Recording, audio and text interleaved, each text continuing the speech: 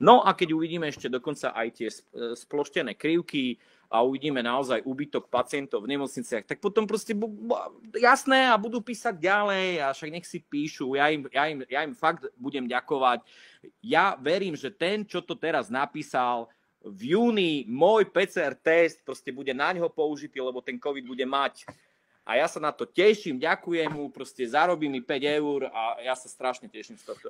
Čiže a presne takto postupne ich budeme proste dávať dole z internetu, vôbec z bežného života, jednoducho budú chodiť zaruškovaní, náhubky budú mať, nebudú môcť cestovať. A ja sa budem z toho tešiť a znovu ďalší PCR test na ďalšieho a jeho možno kamaráta, ktorí pri pive si povedia, že vedia viac o tom COVID ako my všetci dokopy. Ja sa z toho budem tešiť, ale aj takto bude väčšina, 70-80% ľudí, ktorí sa dajú. A našťastie týchto hoaxerov a týchto proste obmedzených ľudí ochránime my, viac rozumní, a oni znovu budú potom o 10 rokov znovu hovoriť to isté a my našťastie už budeme vedieť a budeme ich chrániť.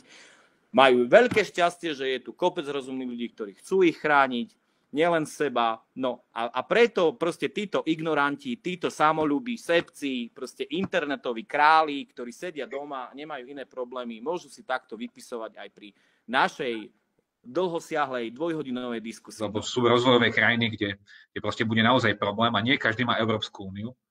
Nie každý má Európsku úniu. Ešte raz, nie každý má Európsku úniu. Tam pošleme do tých rozvojových krajín, tam môžeme poslať všetkých, čo sa nechcú dať zaočkovať. Alebo prebytočné PCR testy, presne tak. Alebo PCR, ale tam by som poslal naozaj tých, čo sa nedajú zaočkovať, že nech sa páči, že kľudne, že tam ich privítajú s náručou, že tam si to nechajú vysvetliť, čo je ten COVID-19.